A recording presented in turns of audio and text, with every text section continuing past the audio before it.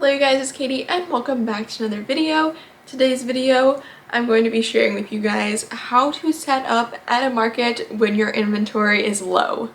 So, I am excited for this video because I know a lot of people share market tips and how to get started with markets, and I have shared all that kind of stuff with you guys as well. But something that I thought of recently is I don't think there's very many people sharing what do you do when you have gone to a bunch of markets and you have sold a lot of stuff, but you still have more markets and now your inventory is low. So that is what today's video is going to be, is my tips and tricks for kind of how to make your booth look more fuller even if it's not very full, and in general just what to do even if you do sell out or if you are really low coming into a market, all of that jazz. Now, as always for my businessy market style videos, I do have quite a few other videos that you will probably find helpful. So if you haven't checked those out yet, such as how to get started at markets and tips for your displays and all of that kind of stuff, I will link those videos below for you guys in case you are interested in checking those out. But like I said, today's video, we are specifically focusing on how to set up your booth when you are low on inventory. So let's go ahead and get started. I do have a list here on my phone of things I want to make sure I mention to you guys, so don't mind me referencing that. Now, first let's talk about before you even go into a market, if you have time to prep. Let's say one weekend you have a market that's Saturday, Sunday, and that market goes really well, and then that next coming up weekend you have another market and now you're like, my inventory is so low, what am I going to do? In those few days that you have in between, try your best to focus on prepping smaller items. So for me personally, I know I love my big items and I do love doing characters and stuff like that sell well for me, but anytime my inventory is low, I try to focus on those smaller items because you can make more smaller items in a shorter amount of time, and in turn your booth is going to look fuller with those smaller items, if that makes any sense. So instead of making like one or two bigger items, try to make like 10, 15, 20 smaller items. Those will seriously make your booth look so much more full than just a few bigger items being added to your stock, if that makes sense. So that's my tip for kind of trying to make your booth look fuller faster if you do have some time to prep coming up to a market that you know your stock is going to be low. Now my next tip is to eliminate some displays or tables that you may normally use just to make your setup look fuller. So I'm specifically going to give you guys an example that I have used, and I will show you videos or pictures on the screen. So some of my past markets, actually last month as you're seeing this video, so not too long ago, I actually didn't even prep for two of my markets right in a row. I just went with whatever I had because I had another really big event coming up that I wanted to solely focus on prepping for that. So my regular markets, I just went with what I had, and I knew that my stock was going to be low, but I worked with it. So what I did was eliminate my third table that I typically have. I completely eliminated that from my setup so that it wouldn't look so empty on that third table. I only had two tables to fill, and then because I eliminated that table, I also eliminated some display items that I would typically have up and just changed things up, put some individual price tags on some items that I would normally have in bins, that kind of thing, so that the displays don't look so empty since there's so little items, if that makes sense.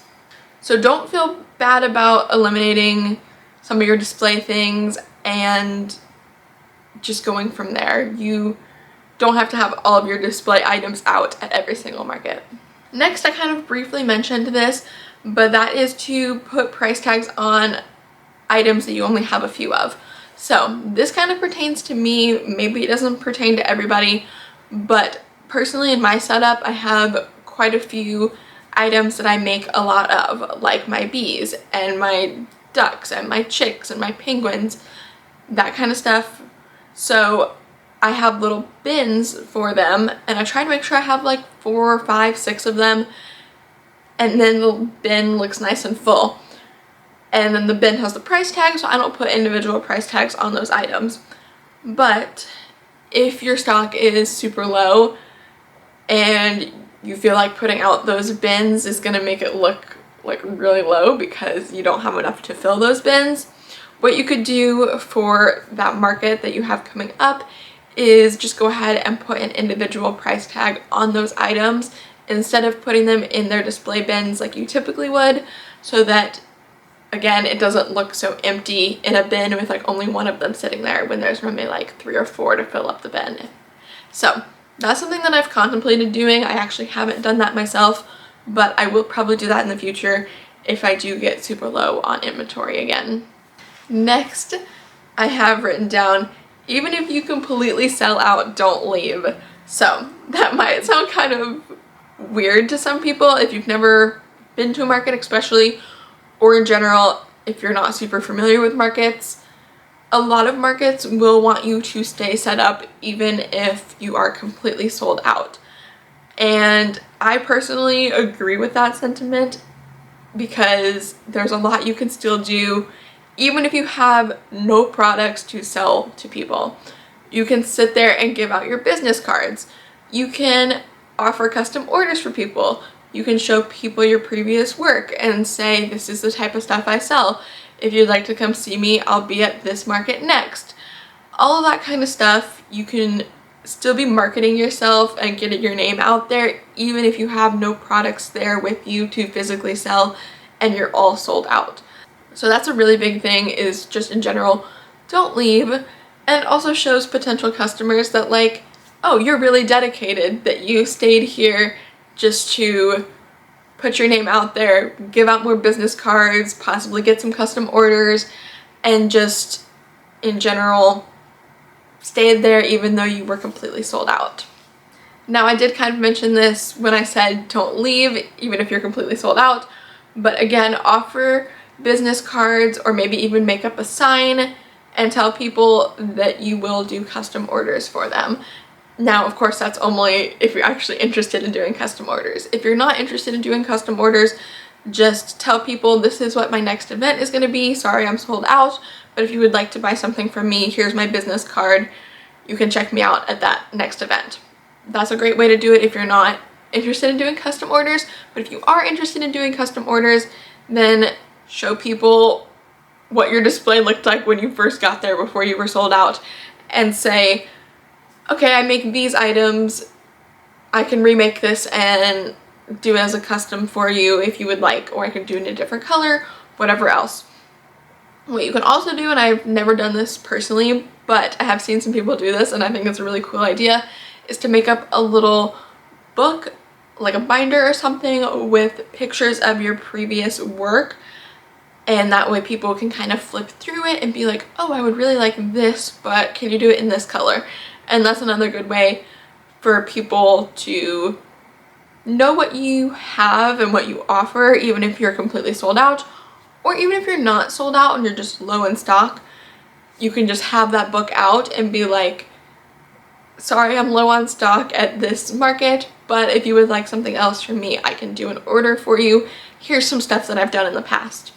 That way it gives people an idea. Even if it's not something that's physically sitting there, this is something I can make and I have done in the past. Here's what it looks like.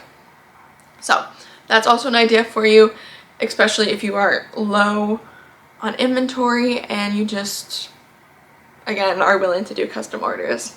Something else you can do while you're at the market is bring your yarn and your crochet supplies and crochet stuff while you are there, and then immediately add it to your inventory as soon as you finish it. So if you know your best sellers are mushrooms and you only have one mushroom left, bring the yarn to crochet some mushrooms, and as soon as you finish one, put it out. As soon as you finish another one, put it out. That way your stock is still kind of growing even as you're sitting there at the market. It's kind of a 2 birds, 1 stone situation where you're selling the stuff and you're also making it at the same time. So that is also another way to help out with your low inventory. And My final idea, which is something I've never done, but I know some people have done this, and that is considering canceling the market if your inventory is too low. So let's say you paid like $50 for this market, but you only have like $35 worth of plushies in your inventory. That's obviously not a very good situation to be in, and if I was ever in that situation, I do think I would cancel the market because you can't make your fee back. Now, if you did already pay for this market and they won't let you have a refund, then maybe go to it and maybe just do like I said and try to crochet as much as you can while you're there, or try to get your name out and get some custom orders, that type of thing. But if it really is down to the point where you're so stressed about it and you're not going to make your fee back, or even if you are going to make your fee back and you're just so stressed about having such a low inventory, talk to the coordinators. Most coordinators are very forgiving and they will understand if you had a really good event like a week before or a few days before and you're just like, I'm so sorry, but I'm not going to have near enough in inventory to bring to this event. I hope I can come next time, but right now it's not going to work out. If you say something like that, most of the coordinators are very forgiving. They still may or may not give you your feedback depending on what the terms were, of course, but you can still consider canceling that market if it is something that's going to stress you out too much to try to restock everything and get everything ready in time for that event. Alright, so that is almost all for this video. The last thing that I wanted to say for this video is a reminder that you are only one person and you are not Amazon, you're not some sort of big company, you are one person, and if you're crocheting or most things that people sell at pop-up markets, it is handmade. So you are only one person and you can only push out so many products at one time. You need to give yourself grace and realize that you also need to have a life outside of just crocheting, and sometimes you're gonna go to a market and you're gonna be way lower on stock than you would like to be. Maybe you're gonna even completely sell out because your stock is so low. That is okay. Selling out is a great problem to have. Yes, it does suck to be sold out and not have anything else there for the people that may be wanting to purchase from you, but selling out is a great problem to have. And just remember, you're only one person and you are doing your best to get everything out but still also work-life balance. So just wanted to put that reminder in here as well, that you don't have to push yourself to always have a full stock and all of that. But you guys, with all of that, thank you so much for watching today's video. I hope you found this helpful and I hope this was kind of something new when it comes to like market videos, I guess, because I know I've covered a lot of like how to get started, display ideas, different setup things, market vlogs I've obviously done a lot of, but I've never done anything similar to this, so I hope that this is something that you maybe found interesting and sort of helped you to get some ideas if you are currently in the case where your inventory is low, or you ever end up being in that situation where your inventory is super low. Now, if you guys did enjoy today's video and you do find it helpful, please do give this video a big thumbs up. Once you tell YouTube you liked the video, it pushes it out to more people, and hopefully more people that are looking to sell at markets or already sell at markets will find this video and find it helpful. Now, if you guys want to make sure you don't miss out on videos like this one in the future, as well as all of my other videos, make sure you hit the subscribe button down below and turn on the post notification bell. That way you know every single time I upload a brand new video. And if you guys do want to see more from me, of course you can check out more videos of mine, my blog, my Etsy shop, and my Ribbler shop with crochet patterns from me, all of my social medias, which are at Katie Bean Creative, and you can check out my second channel if you're interested. All of that is included in the description box of every single video for you guys. As well as for today, like I mentioned, I will have some other helpful market videos that I have shared in the past linked below for you so that you can check all of that out. But with that, thank you guys so much for watching today's video, and I will see you guys here in the next one. Goodbye!